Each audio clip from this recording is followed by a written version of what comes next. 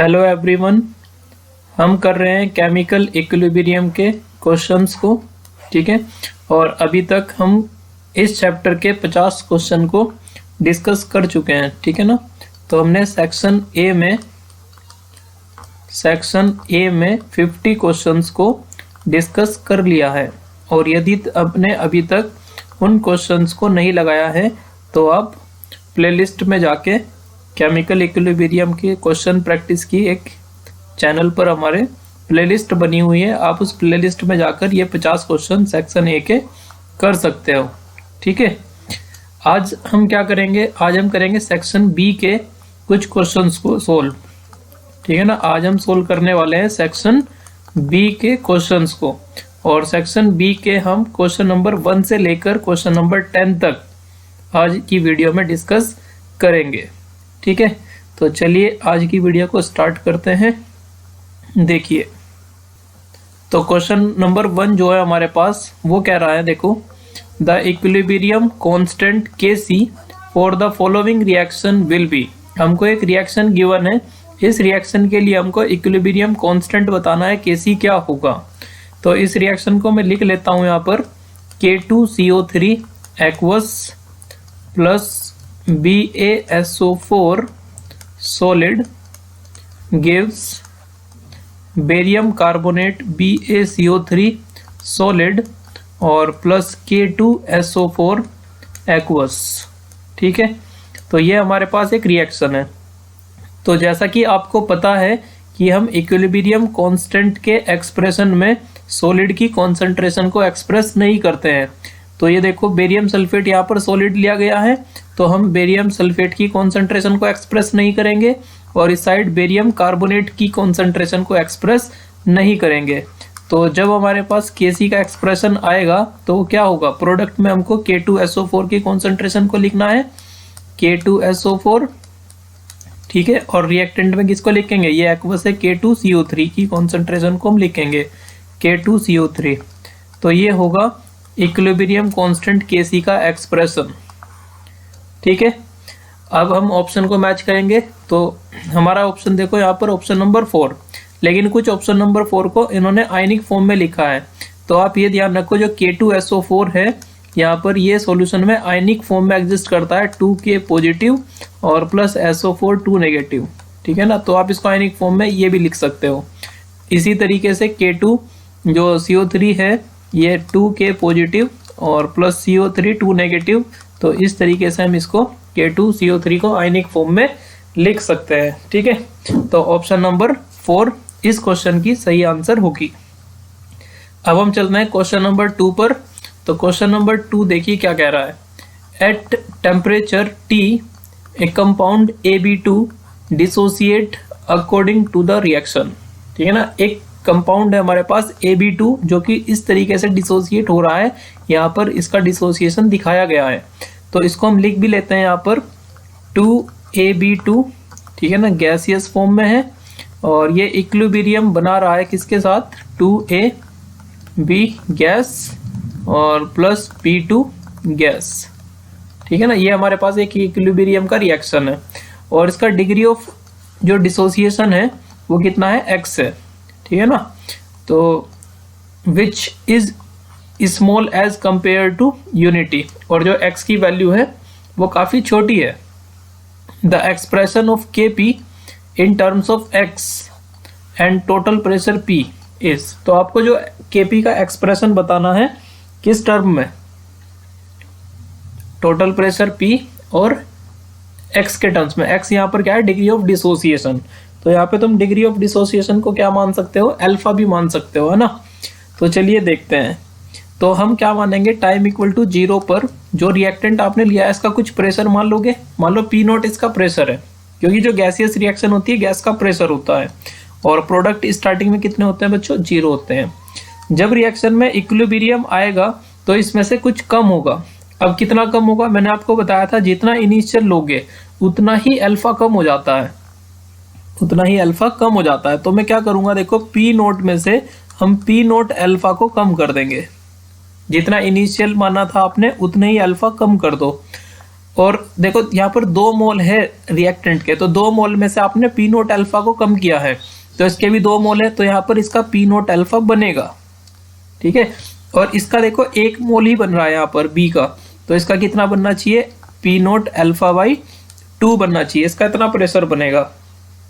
अब यदि हमको कहे कि इक्विलिब्रियम पर टोटल प्रेशर कितना है ये बताओ, तो टोटल प्रेशर आप निकाल सकते हो, इन सारे प्रेशर को जोड़ लेना तो टोटल प्रेशर आ जाएगा। ठीक है ना, टोटल प्रेशर है हमारे पास P, तो इक्वल टू किसके होगा, देखो P naught minus P naught alpha plus P naught alpha और plus P naught alpha by 2, तो ये होगा हमारे पास टोटल प्रेशर। देखो ये वैल्यू माइनस की है प्लस की है तो कैंसिल हो जाएगी, ये आएगा हमारे पास P note plus P naught alpha upon 2। तो क्या मैं यहाँ से P नोट को कॉमन ले सकता हूँ, तो P नोट को कॉमन ले लो, यहाँ बचेगा 1 प्लस अल्फा बाई 2। ठीक है ना, ये टोटल प्रेशर। और अगर मुझे यहाँ से P नोट की वैल्यू निकालनी हो तो मैं लिख सकता हूँ बच्चों P नोट इक्वल टू, ये वाली पूरी टर्म इस टोटल प्रेशर के अपोन में आ जाएगी, P upon 1 plus alpha by 2। ठीक है ना, तो हम ये P नोट का एक्सप्रेशन यहाँ पर वैल्यू लिख सकते हैं। ठीक है, अब आपको क्या करना है, अब आपको Kp का एक्सप्रेशन लगाना है। देखो यहाँ से करते हैं ऊपर से सोल्व इसको, तो Kp इक्वल टू क्या है, Kp इक्वल टू होता है प्रोडक्ट अपॉन रिएक्टेंट, तो हमारे पास प्रोडक्ट है AB, तो हम लिखेंगे प्रेशर ऑफ AB, और इसकी पावर कितना करना है आपने 2 करना है, क्योंकि कोफिशिएंट 2 है AB का। ठीक है ना, यहाँ पर फिर आपको लिखना है इनटू प्रेशर ऑफ B2, और इसकी तो पावर 1 ही रखनी है क्योंकि इसका कोफिशिएंट 1 है, और नीचे क्या लिखोगे प्रेशर ऑफ AB2, और इसका भी क्या कर दोगे स्क्वायर। जरा रखते हैं इनकी प्रेशर की वैल्यू, तो AB का प्रेशर कितना है इक्विलिब्रियम पर, तो ये है हमारे पास P नोट अल्फा, तो यहाँ पर जब स्क्वायर करोगे तो ये क्या P नोट का स्क्वायर अल्फा स्क्वायर हो जाएगा, इनटू यहाँ पर ये देखो B2 की प्रेशर कितना है इक्विलिब्रियम पर, P नोट अल्फा बाई 2, तो मैं लिखता हूँ P नोट अल्फा और बाई 2 है तो इसको मैं नीचे लिख लेता हूँ यहाँ पर। ठीक है, अब AB2 का इसका प्रेशर ये रखना है मुझे, और इसका क्या करना पड़ेगा, स्क्वायर करना पड़ेगा। ठीक है, तो कर देते हैं यहाँ पर P naught minus P naught alpha का स्क्वायर। ठीक है, ऊपर देखो यहाँ पर, चलो इसको ऐसे ही रहने देते हैं, P नोट का स्क्वायर, चलो अल्फा की मल्टीप्लाई करा लेते हैं, यहाँ पर अल्फा की पावर 2 है, इधर अल्फा की पावर 1 है, तो अल्फा की पावर 3 हो जाएगी, इनटू P नोट को मैं अलग से लिख लेता हूँ, और अपॉन 2। यहाँ से देखो क्या कॉमन आएगा, P naught minus P naught alpha में से कॉमन आएगा P नोट, और चूंकि इसका पूरा का होल स्क्वायर है तो हम क्या कॉमन लेंगे, P नोट स्क्वायर को कॉमन लेंगे, और यहाँ पर बचेगा आपका 1 माइनस अल्फा का स्क्वायर। ठीक है ना, तो P नोट का स्क्वायर बाहर आया। अब ये P नोट स्क्वायर से P नोट स्क्वायर कैंसिल हो जाएगा, तो आएगा आपके पास P नोट इंटू अल्फा की पावर 3 अपॉन 2 और 1 माइनस अल्फा स्क्वायर। अब आपको क्या करना है, जो हमने P नोट की वैल्यू यहाँ पर ये फाइंड करी थी, इस वैल्यू को आप यहाँ पर पुट कर दोगे, है ना, यहाँ P नोट की वैल्यू को, तो Kp इक्वल टू मेरे पास क्या आएगा, P नोट की जगह पर मैं रख रहा हूँ P upon 1 plus alpha upon 2। ठीक है ना, ये किसकी वैल्यू हो गई, P नोट की वैल्यू, इनटू में देखो अल्फा की पावर 3 है, और हमारे पास 2 1 माइनस अल्फा का स्क्वायर, ये नीचे है। ठीक है, अब क्वेश्चन में ये भी बोला है कि जो तुम्हारा डिग्री ऑफ डिसोसिएशन है वो बहुत छोटा है, स्मॉल है, एज कंपेयर टू यूनिटी, 1 से बहुत छोटा है, तो इसका मतलब अल्फा की वैल्यू 1 से बहुत छोटी है, तो जब 1 से बहुत छोटी है अल्फा की वैल्यू तो उसको डिनोमिनेटर में से हम हटा देंगे। अब देखो अल्फा की वैल्यू यहाँ पर बहुत छोटी है, तो 1 में से बहुत छोटी वैल्यू को घटाओगे तो ये 1 ही रहेगा, और 1 का स्क्वायर करोगे तो 1 ही आ जाएगा। यहाँ पर आपका अल्फा बहुत छोटा है, ठीक है ना, तो 2 से डिवाइड करके और छोटा हो जाएगा, और बहुत छोटी वैल्यू को जब तुम 1 में ऐड करोगे तो ये 1 ही रहेगा, तो आपके पास केवल क्या आ जाएगा, नीचे 2 आ जाएगा। ठीक है ना, तो अगर मैं अल्फा को यहाँ से हटा दूँ तो जो हमारा एक्सप्रेशन है Kp का वो किसके बराबर आएगा, alpha P into alpha cube, और अपॉन में कितना बचेगा, हमारे पास 2 बचेगा। तो ये Kp का एक्सप्रेशन होगा in terms of degree of dissociation और टोटल प्रेशर। समझ रहे हैं? अब क्वेश्चन में क्या करना है आपने, जो अल्फा है बस उसकी जगह पर x मानना है, क्योंकि क्वेश्चन में जो डिग्री ऑफ डिसोसिएशन है उसको x माना गया है, और हमने अल्फा को मानकर ये किया है डिग्री ऑफ डिसोसिएशन। तो इस क्वेश्चन की जो करेक्ट आंसर आ रही है आपकी वो ऑप्शन नंबर 1 है। ठीक है, नेक्स्ट चलते हैं क्वेश्चन नंबर 3 पर। तो क्वेश्चन 3 में कह रहा है अमोनियम कार्बामेट डिसोसिएट एज, एक रिएक्शन गिवन है आपको, देखो यहाँ पर ये डिसोसिएट हो रहा है इस तरीके से NH2COO NH4 और ये तुम्हारा सॉलिड है, ठीक है। और ये बना रहा है हमारे पास 2 मॉलिक्यूल NH3 जो कि गैस है और प्लस CO2 ये भी हमारे पास गैस है, ठीक है। ये एक इक्विलिब्रियम है। तो in a close vessel containing ammonium carbamate in equilibrium, एक क्लोज वेसल के अंदर ये अमोनियम कार्बामेट है, ठीक है ना, और इक्विलिब्रियम में है ये according to this reaction. Ammonia is added such that the partial pressure of ammonia now equals to original total pressure, ठीक है ना। आपने बाहर से इसमें अमोनिया को ऐड किया और जब अमोनिया को हम ऐड करेंगे, अमोनिया गैस है, तो अमोनिया का जो पार्शियल प्रेशर है वो आपने जो ओरिजिनल टोटल प्रेशर था, मतलब अमोनिया मिलाने से पहले जो इस रिएक्शन का इक्विलिब्रियम पर टोटल प्रेशर था उसके बराबर आपने पार्शियल प्रेशर कर दिया अमोनिया का। तो पूछ रहा है आपसे, कह रहा है the ratio of total pressure now to the original pressure is. तो अमोनिया को ऐड करने के बाद जो टोटल प्रेशर है रिएक्शन का और अमोनिया को ऐड करने से पहले जो टोटल प्रेशर था उसका रेशियो आपको बताना है, ठीक है। तो चलिए देखो यहाँ पर हम सोल्व करते हैं क्वेश्चन को। जो रिएक्टेंट दिया है आपको NH2COO NH4, ये तो सॉलिड है और सॉलिड का कोई प्रेशर नहीं होता है ना। तो हम इसमें कहेंगे कि गैस के कितने मोल्स हैं। आप देखो प्रोडक्ट की साइड में 2 मोल अमोनिया के हैं और 1 मोल CO2 का है। तो अगर मैं लिखूं यहाँ पर टोटल मोल्स या gaseous moles, total gas moles produce, total gas के कितने मोल प्रोड्यूस हो रहे हैं, तो 3 मोल प्रोड्यूस हो रहे हैं, ठीक है। अब हम यहाँ पर पार्शियल प्रेशर निकाल सकते हैं अमोनिया का भी और CO2 का भी। क्या आप जानते हैं पार्शियल प्रेशर का फॉर्मूला? मैं ऊपर लिख देता हूँ यहाँ पर। अगर आपको किसी का भी पार्शियल प्रेशर निकालना हो तो पार्शियल प्रेशर का फॉर्मूला क्या होता है, equal to mole fraction, equal to mole fraction into total pressure, ठीक है ना। यदि हम मोल फ्रैक्शन को टोटल प्रेशर से मल्टीप्लाई कर दें तो पार्शियल प्रेशर आ जाता है, ठीक है। अब हम इस फॉर्मूले का यूज करके अमोनिया और CO2 का पार्शियल प्रेशर कैलकुलेट करेंगे, ठीक है। अब देखो यहाँ पर partial pressure of ammonia equal to क्या होगा, मोल फ्रैक्शन ऑफ अमोनिया। तो अमोनिया का मोल फ्रैक्शन कैसे निकलेगा, अमोनिया के मोल और डिवाइडेड बाय टोटल मोल। तो अमोनिया के मोल कितने, 2, और उसको डिवाइड कर दो टोटल मोल से, तो ये हो गया मोल फ्रैक्शन अमोनिया का इनटू टोटल प्रेशर, ठीक है। टोटल प्रेशर कितना मान लो, P। बिल्कुल इसी तरीके से पार्शियल प्रेशर CO2 का कैलकुलेट कर लो। तो CO2 का मोल फ्रैक्शन कितना होगा, CO2 के मोल कितने हैं, 1, और टोटल मोल कितने हैं, 3। तो इसका मोल फ्रैक्शन आ जाएगा 1/3 और इंटू कर दो टोटल प्रेशर, ठीक है। अब हम क्या करते हैं, हमारे पास दोनों के पार्शियल प्रेशर आ गए। अब हम Kp की वैल्यू को कैलकुलेट करते हैं। तो बताओ बच्चों Kp इक्वल टू क्या होगा। तो केवल इसमें रिएक्टेंट का तो देखो कोई प्रेशर है नहीं क्योंकि ये सॉलिड है, तो केवल प्रेशर किसका होगा, प्रोडक्ट्स का होगा। तो प्रेशर ऑफ अमोनिया और इसकी पावर हमको कितनी करनी पड़ेगी, 2, और प्रेशर ऑफ CO2, ठीक है ना। ये होगा हमारे पास Kp।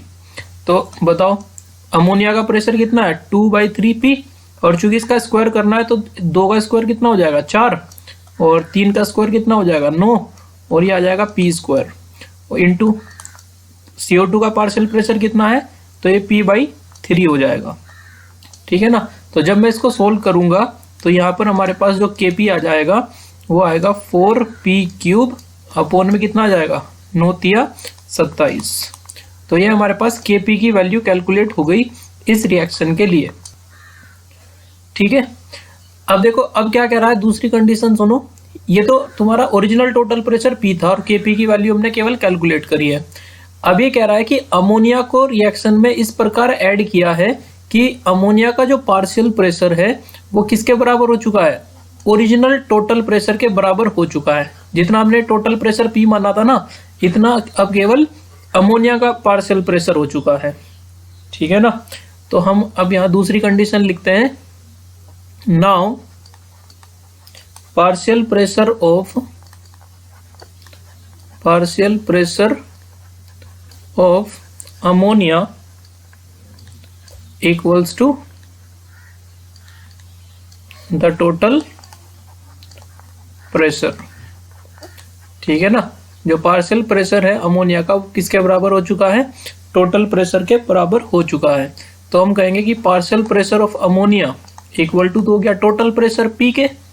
तो अब बताओ, जब आपने अमोनिया का प्रेशर को चेंज किया है तो ये CO2 का भी प्रेशर चेंज हो जाएगा, क्योंकि अमोनिया का प्रेशर और CO2 के प्रेशर का जो प्रोडक्ट है वो एक कांस्टेंट के बराबर है Kp की वैल्यू जो ये तो कांस्टेंट है, ये चेंज नहीं होगी।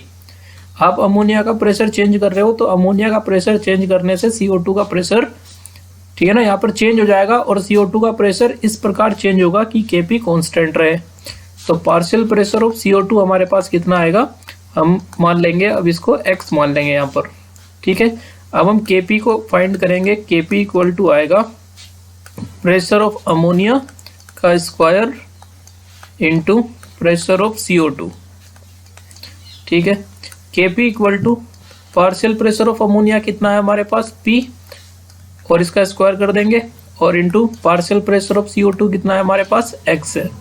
Kp की वैल्यू हमने फाइंड करी है जो कि किसके बराबर है 4p³ अपॉन 27, और ये इक्वल टू होगा p² इंटू x।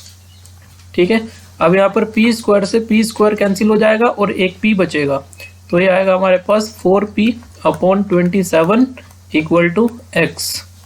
ठीक है, तो हमको x की वैल्यू यहाँ पर मिल गई है, और x था क्या, x है CO2 का पार्शियल प्रेशर। x क्या है, CO2 का पार्शियल प्रेशर। तो अब हम टोटल प्रेशर निकाल सकते हैं क्या, यहाँ पर कितना होगा, जब आपने अमोनिया का पार्शियल प्रेशर बढ़ाकर total pressure original total pressure के बराबर कर दिया था P के। ठीक है ना, अब आपको अमोनिया का पार्शियल प्रेशर तो पता ही है क्या, ये P के बराबर है, और आपने CO2 का पार्शियल प्रेशर भी कैलकुलेट कर लिया 4p/27। तो यहाँ पर जो न्यू टोटल प्रेशर है वो बताओ कितना होगा, न्यू टोटल प्रेशर। तो जो नया टोटल प्रेशर है वो होगा प्रेशर ऑफ अमोनिया और प्लस प्रेशर ऑफ CO2, यही होगा टोटल प्रेशर। तो जो प्रेशर है हमारे पास अमोनिया का वो कितना है P, और प्लस CO2 का प्रेशर कितना है 4p/27। ठीक है ना, इसके नीचे अगर कुछ नहीं है तो 1 मान लेंगे, तो ये हमारे पास आएगा 27p और प्लस 4p/27, और ऊपर का ऐड कर लो तो ये आ जाएगा हमारे पास 31p/27। ठीक है ना, तो ये नया टोटल प्रेशर हमारे पास आ चुका है। अब क्वेश्चन में क्या बोला है, the ratio of total pressure now. ठीक है ना, अब जो नया टोटल प्रेशर है वो लो, और टू द ओरिजिनल प्रेशर, जो ओरिजिनल प्रेशर था उसका रेशियो बताना है। तो हम यहाँ पर लिखेंगे total new pressure now, total new pressure now upon original total pressure, original total pressure. तो अभी टोटल प्रेशर कितना है हमारे पास, ये आया है हमारे पास 31p/27, और ओरिजिनल टोटल प्रेशर कितना था हमारे पास P था, इसके अगर नीचे कुछ नहीं है तो 1 मान लो। ठीक है ना, तो इस P से ये P कैंसिल हो जाएगा, और जो हमारे पास आंसर आएगा वो होगा 31/27। ठीक है, 31/27, तो ये हमारा आंसर हो जाएगा ऑप्शन नंबर 2। ठीक है, तो अब नेक्स्ट क्वेश्चन पर चलते हैं, क्वेश्चन नंबर 4।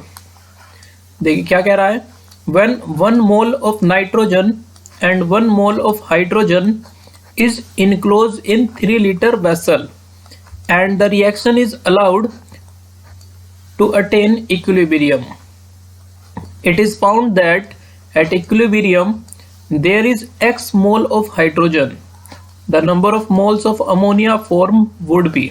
ठीक है ना, 1 मोल आपने नाइट्रोजन का लिया है, 1 मोल हाइड्रोजन का लिया है, और 3 लीटर का वेसल है। और रिएक्शन आपने करा दिया। तो जब आप नाइट्रोजन और हाइड्रोजन को लोगे एक वेसल के अंदर तो क्या फॉर्म होगा, अमोनिया फॉर्म होगा। तो अमोनिया के बनने का रिएक्शन में लिख लेता हूं यहाँ पर। कैसे होती है अमोनिया की फॉर्मेशन, N2 + 3H2 ये आपस में कंबाइन होते हैं और 2 मॉलिक्यूल फॉर्म होते हैं हमारे पास अमोनिया के। ठीक है, कह रहा है 1 मोल नाइट्रोजन का हमने लिया है टाइम इक्वल टू 0 पर, और 1 मोल ही हमारे पास हाइड्रोजन का है, और अमोनिया कितना होगा 0। स्टार्टिंग में तो प्रोडक्ट 0 होता है। जब रिएक्शन में इक्विलिब्रियम आएगा तो इसमें से कुछ कम होगा तो x कम कर दो, इसमें से 3x कम कर दो और अमोनिया का 2x बना दो, कुछ ऐसा होगा। ठीक है, लेकिन यहाँ पर बोल रहा है it is found that at equilibrium there is x mole of hydrogen. Equilibrium पर हाइड्रोजन के x मोल है, हमारे अकॉर्डिंग कितने हैं, हमारे अकॉर्डिंग कितने हैं 1 - 3x। अब देखो ये पूरा कह रहा है x के बराबर है, ठीक है ना। अब यहाँ पर एक्चुअली में क्या हो रहा है क्वेश्चन में, जो हाइड्रोजन के मोल बच रहे हैं उसमें क्वेश्चन में बोल रहा है वो x है और हमने तो x कम कर लिया। तो इसमें थोड़ा सा आप ये चेंज कर लो, इसको जो हमने x कम किया ना इसको हम y मान लेंगे, ठीक है ना। यहाँ पर y हम इसमें से कम कर लेते हैं, ये y कम कर लेते हैं, ठीक है, जिससे हमारा ये x सेम ना हो। तो हम ये चलो y कह देते हैं, यहाँ से एक में से y मोल कम हुए नाइट्रोजन के और हाइड्रोजन के 3y कम होंगे और इसके 2y बनेंगे, ठीक है। और जो हमारा 1 - 3y है ये x के बराबर है, ये बोल रहा है, ठीक है। तो देखो हम क्या कहेंगे 1 - 3y जो है हमारा वो x के बराबर है, ठीक है। तो यहाँ से अगर मैं y की वैल्यू निकालना चाहूँ तो क्या इसको इधर भेजो और y को इधर, x को इधर आ जाएगा, x माइनस का होगा और ये प्लस का हो जाएगा 3y। y इक्वल टू कितना आएगा, y इक्वल टू 1 - x/3, ठीक है। हमको y की वैल्यू मिल गई। अब ये y की वैल्यू देखो क्या करना है हमको, क्वेश्चन पढ़ो। The number of moles of ammonia form would be, ammonia के कितने मोल बनेंगे ये बताना है। तो अमोनिया के कितने मोल बन रहे हैं 2y, और y की वैल्यू हमको मिल चुकी है तो ये हो जाएगा 2 और y की जगह पर ये रख दो 1 - x/3, ठीक है। तो 2 1 - x/3 कौन सा आंसर है, ऑप्शन नंबर 3, ठीक है ना। तो फोर्थ क्वेश्चन की ऑप्शन नंबर 3 करेक्ट होगी, ठीक है। अब हम चलते हैं नेक्स्ट क्वेश्चन पर, question number 5।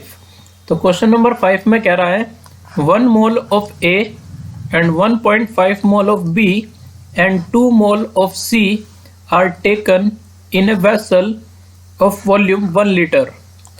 At equilibrium concentration of C is 0.5 mole per liter. Equilibrium constant for the reaction A plus B gives C is. आपको इस रिएक्शन के लिए इक्विलिब्रियम कांस्टेंट बताना है। तो देखो रिएक्शन गिवन है हमको A gas plus B gas और इनसे मिलकर जो फॉर्म हो रहा है वो है हमारे पास C गैस, ठीक है। अब टाइम इक्वल टू 0 पर कह रहा है हमारे पास A का कितना मोल है, 1 मोल है 1 मोल, B का कितना है 1.5 मोल है और C का भी लिया गया है 2 मोल, 2 मोल इसका है। तो अभी तक तो हम क्या मानते थे, प्रोडक्ट का इनिशियली 0 मानते थे, लेकिन यहाँ पर C का इनिशियली 2 मोल लेके रखा है, ठीक है। अब जब रिएक्शन में देखो इक्विलिब्रियम आएगा कुछ समय बाद तो हम कहेंगे इसमें से x कम होगा, 1.5 में से x कम होगा और ये 2 तो पहले ही था तो x का इसका बनेगा भी क्योंकि प्रोडक्ट फॉर्म होता है, ठीक है। क्वेश्चन में कह रहा है at equilibrium concentration of C is 0.5।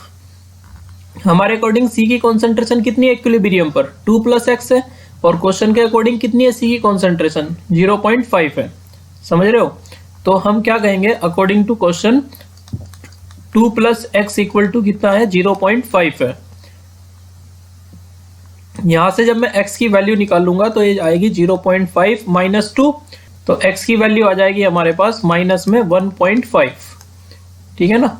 अब देखो यहाँ पर x की वैल्यू जो आ रही है नेगेटिव आ रही है और x क्या माना था हमने, a में से जितना कम हुआ b में से जो अमाउंट कम हुआ वो हमारा क्या है x है। अब आप मुझे बताओ क्या आप किसी के अमाउंट को नेगेटिव में कम कर सकते हो, x की वैल्यू -1.5 आने का मतलब है ये तो 0 से भी छोटी वैल्यू है, आपने कुछ कम किया ही नहीं है, ठीक है ना। तो अगर यहाँ पर जो हमने चेंज लिया था जो इक्विलिब्रियम पर, अगर वो नेगेटिव आ जाए तो ये वैल्यू हमको इंडिकेट करती है कि ये रिएक्शन बैकवर्ड डायरेक्शन में चल रही है। ये रिएक्शन बैकवर्ड डायरेक्शन में चल रही है, ये इंडिकेट कर रहा है ना। तो मैं यहाँ लिख भी देता हूं कि negative value of x indicates that the reaction occurs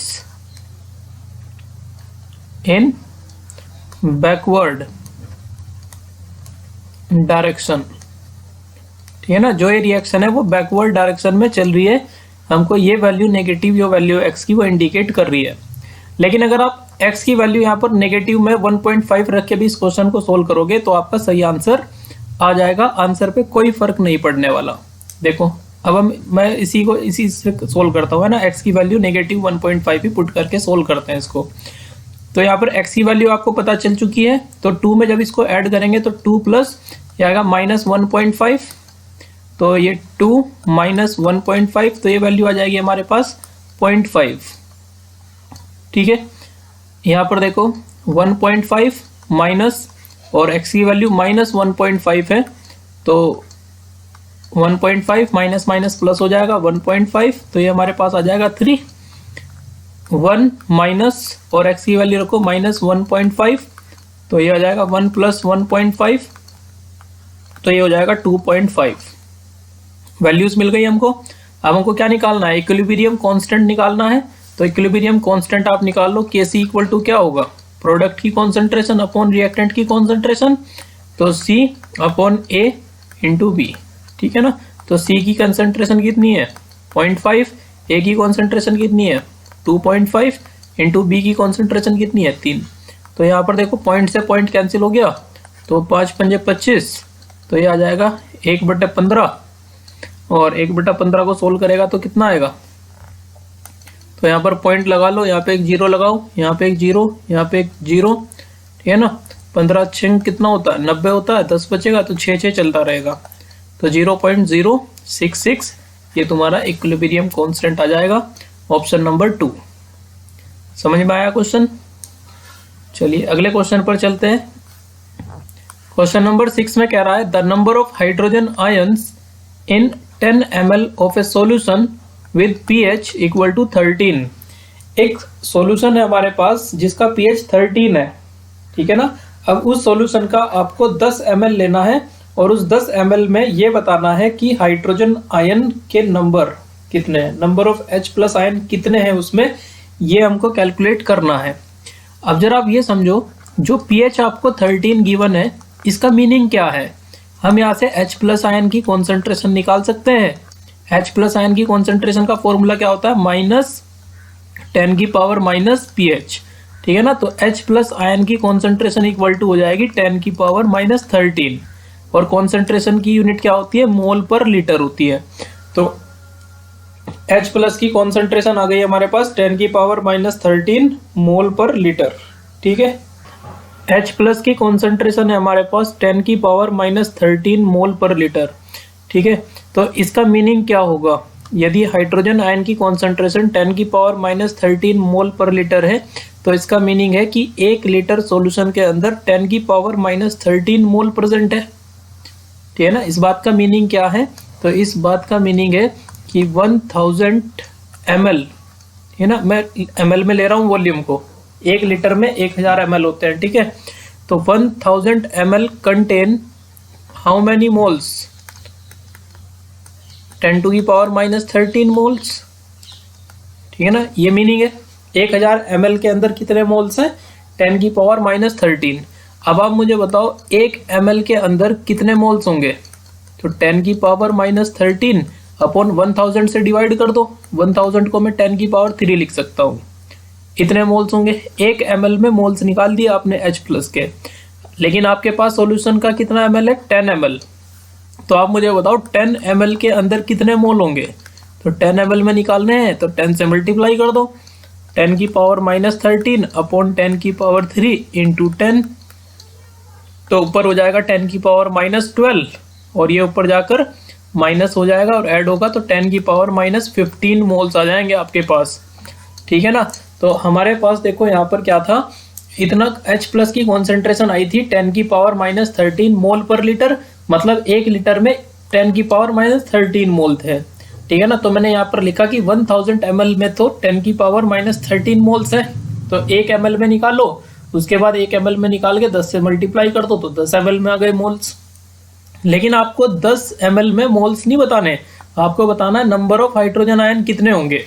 तो नंबर ऑफ हाइड्रोजन आयन निकालने के लिए क्या फॉर्मूला है, आपने मोल कॉन्सेप्ट पढ़ा होगा। तो नंबर ऑफ अगर H+ आयन निकालने हो आपको, तो आयन निकालने का फॉर्मूला था मोल्स की मल्टीप्लाई हो जाती है अवोगाड्रोस नंबर से, Na से। तो मोल्स कितने हमारे पास 10 की पावर माइनस 15 और अवोगाड्रो नंबर क्या होता है 6.023 इंटू 10 की पावर 23 होता है। ठीक है। तो ये आ जाएगा आपका 6.023 इंटू 10 की पावर कितना बचेगा बच्चों 8 बचेगा। ठीक है। तो करेक्ट आंसर हो जाएगा आपका ऑप्शन नंबर 2। ठीक है। नेक्स्ट चलते हैं क्वेश्चन नंबर 7 पर।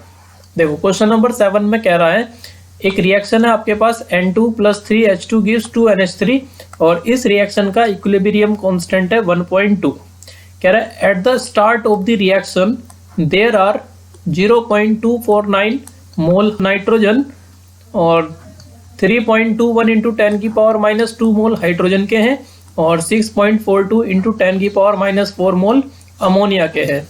तो इन ए 3.5 लीटर, ठीक है ना, इतना वॉल्यूम गिवन है आपको रिएक्शन में और टेम्परेचर गिवन है।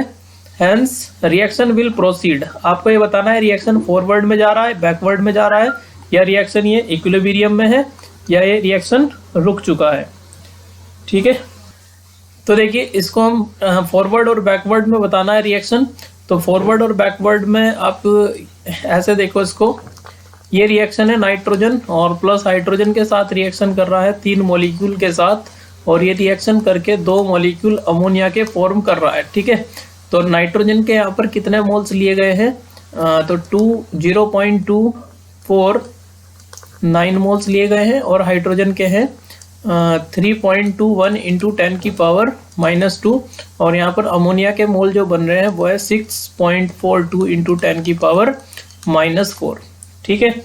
अब यहाँ पर देखो ये वैल्यू काफ़ी छोटी है, अगर मैं 10 की पावर माइनस 2 को हटाकर लिखूँ तो ये मोल कितना होगा 0.0321। ठीक है ना। तो इसके कंपैरिजन में देखो ये वैल्यू काफ़ी छोटी है। ठीक है। और ये तो और भी छोटी हो जाएगी अमोनिया, ये हो जाएगा 0.0006। ठीक है ना 42। अगर मैं 10 की पावर माइनस 4 को हटा दूँ तो ये इतनी छोटी वैल्यू है। तो प्रोडक्ट की तो कॉन्सेंट्रेशन यहाँ पर क्या हो रहा है, काफ़ी कम हो रहा है। ठीक है ना। अब इसको आप ऐसे समझते हैं, इसको हम ली चैटलियर प्रिंसिपल से भी देख सकते हैं। तो ली चैटलियर प्रिंसिपल क्या कहता है कि जो रिएक्शन है वो हमेशा ज़्यादा कंसंट्रेशन से कम कंसंट्रेशन की तरफ चलता है। ठीक है ना। जो इक्विलिब्रियम है तुम्हारा, ठीक है ना, इक्विलिब्रियम वो किस साइड से किस साइड चलता है, इक्विलिब्रियम शिफ्ट होता है हायर नंबर ऑफ मोल से लो नंबर ऑफ मोल की तरफ, या आप ये भी कह सकते हो कि हाई कॉन्सेंट्रेशन से, ये भी कह सकते हो हाई कॉन्सेंट्रेशन से लो कॉन्सेंट्रेशन जो है वो इक्विलिब्रियम चलता है। ठीक है ना। ज़्यादा कॉन्सेंट्रेशन से कम कॉन्सेंट्रेशन की तरफ। तो आप ये बताओ प्रोडक्ट की साइड कॉन्सेंट्रेशन ज़्यादा है और रिएक्टेंट की साइड कॉन्सेंट्रेशन काफ़ी कम है, तो ये रिएक्शन किस डायरेक्शन में चलेगा, फॉरवर्ड डायरेक्शन में चलेगा। ठीक है ना। जो इक्विलिब्रियम है वो या रिएक्शन जो होता है हमारा वो हाई कॉन्सेंट्रेशन से लो कॉन्सेंट्रेशन की तरफ चलता है। तो प्रोडक्ट की साइड देखो ज़्यादा कॉन्सेंट्रेशन है और प्रोडक्ट तो बहुत कम है, तो इसलिए फॉरवर्ड डायरेक्शन में चलेगा और हमारे पास ऑप्शन फर्स्ट आ जाएगी। ठीक है। तो आप थियोरेटिकली इस क्वेश्चन को देख सकते हो।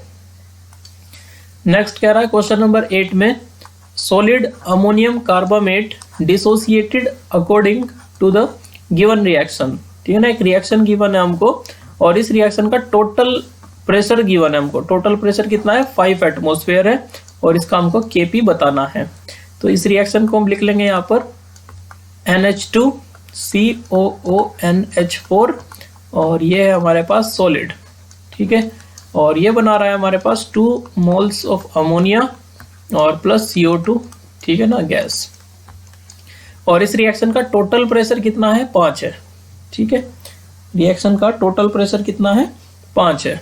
अब देखो इसमें टोटल जो गैसियस मॉलिक्यूल प्रोड्यूस हो रहे हैं वो कितने प्रोड्यूस हो रहे हैं, देखो 2 मोल तो हमारे पास यहाँ पर 2 मोल्स जो है वो अमोनिया के प्रोड्यूस हो रहे हैं और 1 मोल्स जो है वहाँ पर CO2 का प्रोड्यूस हो रहा है। तो जब टोटल मोल्स प्रोड्यूस हो रहे हैं रिएक्शन में, टोटल मोल्स जो प्रोड्यूस हो रहे हैं वो है हमारे पास 2 + 1 = 3, ठीक है ना। तो अगर मैं दोनों का पार्शियल प्रेशर निकालूं, अभी मैंने पार्शियल प्रेशर निकालने के लिए एक फॉर्मूला बताया भी था आपको, तो पार्शियल प्रेशर इक्वल टू क्या होता है, पार्शियल प्रेशर इक्वल टू हम लिखते हैं मोल फ्रैक्शन इनटू टोटल प्रेशर, ठीक है। इस फॉर्मूले से हम क्या निकाल सकते हैं, पार्शियल प्रेशर निकाल सकते हैं। तो हम पार्शियल प्रेशर लिखते हैं यहाँ पर अमोनिया का NH3 का क्या होगा, तो मोल फ्रैक्शन बताओ, अमोनिया के कितने मोल है, 2 मोल, और टोटल मोल कितने हैं, 3, तो ये मोल फ्रैक्शन आ गया, इनटू टोटल प्रेशर कितना है, 5, ठीक है। तो मैं इसको लिख सकता हूँ यहाँ पर 10/3। इसी तरीके से आपने पार्शियल प्रेशर निकालना है CO2 का, तो इक्वल टू CO2 के कितने मोल है, 1 मोल, और टोटल मोल कितने हैं, 3, तो इसका मोल फ्रैक्शन आ जाएगा 1/3 और इनटू टोटल प्रेशर 5, तो ये आ जाएगा हमारे पास 5/3। अब आप निकाल सकते हो इसका Kp, तो Kp इक्वल टू क्या होगा, प्रोडक्ट अपॉन रिएक्टेंट, लेकिन रिएक्टेंट का तो कोई प्रेशर होगा ही नहीं क्योंकि वो सॉलिड है, तो केवल प्रोडक्ट की ही आपको प्रेशर लेना है। तो प्रेशर ऑफ अमोनिया, और इसका क्या करना पड़ेगा, आपको स्क्वायर करना पड़ेगा इनटू प्रेशर ऑफ CO2, ठीक है। तो अमोनिया का प्रेशर कितना है, 10/3, तो 10/3 इंटू 10/3 एक बार और लिख लो क्योंकि स्क्वायर में है, इंटू प्रेशर CO2 का लिखेंगे 5/3, ठीक है। तो ये आ जाएगा हमारा 500 और नीचे आ जाएगा 3 × 9 9 × 27। इस वैल्यू को आप सोल्व कर लोगे, और जब आप इस वैल्यू को सोल्व करोगे तो जो आपका आंसर है वो 18.5 के समथिंग आ जाएगा, ठीक है। और इसका क्वेश्चन का जो सही आंसर है वो होगा ऑप्शन नंबर 1, ठीक है। नेक्स्ट चलते हैं क्वेश्चन नंबर 9 पर। कह रहा है 1.1 mole of A is mixed with 1.2 mole of B and the mixture is kept in A 1 litre flask till the equilibrium, ये इक्विलिब्रियम का रिएक्शन है, is reach. At equilibrium 0.1 mole of D is form, the Kc of the reaction is, equilibrium पर D जो है वो 0.1 मोल है उसका, ठीक है। तो ये जो रिएक्शन गिवन है इस रिएक्शन को आप यहाँ पर लिखो, तो A + 2B और ये बना रहा है हमारे पास 2C और प्लस D, ये इक्विलिब्रियम का रिएक्शन है। A के कितने मोल है हमारे पास, 1.1 मोल, और B के मोल है हमारे पास 1.2 मोल, और शुरुआत में हमारा प्रोडक्ट कितना होता है, 0। तो ये कहानी है टाइम इक्वल टू 0 की। जब रिएक्शन में इक्विलिब्रियम आएगा तो 1.1 में से x कम हो जाएगा, 1.2 में से 2x कम हो जाएगा, ये ध्यान रखना, क्योंकि A का कितना है, कोफिशिएंट 1 है, तो इसमें से x कम करो। B का कोफिशिएंट 2 है तो इसमें से 2x कम होगा। C का कोफिशिएंट 2 है तो इसका 2x बनेगा, और D का कोफिशिएंट 1 है तो इसका x बनेगा, ठीक है। क्वेश्चन में बोल रहा है इक्विलिब्रियम पर जो D के मोल है वो 0.1 है, हमारे अकॉर्डिंग कितने हैं, x है, तो इसका मतलब x इक्वल टू 0.1 आ चुका है। अब जहां जहां पर भी x आ रहा है वहां पर आप क्या रखोगे, 0.1, तो ये D का वैल्यू आ जाएगा 0.1 इक्विलिब्रियम पर, ये 2 × 0.1 मतलब 0.2, ये आ जाएगा 1.2 माइनस 2 × 0.1, तो 1.2 माइनस 0.2 ये आ जाएगा आपका 1, ठीक है। और 1.1 माइनस 0.1 तो ये भी आ जाएगा आपका 1, ठीक है। इक्विलिब्रियम कांस्टेंट Kc निकालना है। Kc निकालने के लिए आपको इक्विलिब्रियम की कॉन्सेंट्रेशन चाहिए, और कॉन्सेंट्रेशन होता है मोल बाय वॉल्यूम। चूंकि वॉल्यूम 1 लीटर दे रखी है इसलिए जो मोल्स हैं आपके वही कॉन्सेंट्रेशन के बराबर होंगे। तो हम Kc निकालेंगे, Kc इक्वल टू आएगा C का स्क्वायर करना पड़ेगा, इसका कोफिशिएंट 2 है, इंटू D और A और इंटू B का स्क्वायर, ठीक है। तो C के कंसंट्रेशन कितनी है 0.2, और 0.2 को 2 बार लिख लो, स्क्वायर है तो। और D की कंसंट्रेशन कितनी है 0.1 अपॉन में A की कंसंट्रेशन कितनी है 1, और इस 1 का स्क्वायर करोगे 1, तो ये आंसर आ जाएगा आपका 2 दूनी 4, 4 एकम 4, और यहाँ पर पॉइंट लगेगी 3 के बाद, तो हमारा आंसर आएगा ये, ठीक है ना 0.004। तो सही आंसर आ जाएगा आपका ऑप्शन नंबर 2, ठीक है। नेक्स्ट चलते हैं क्वेश्चन नंबर 10 में।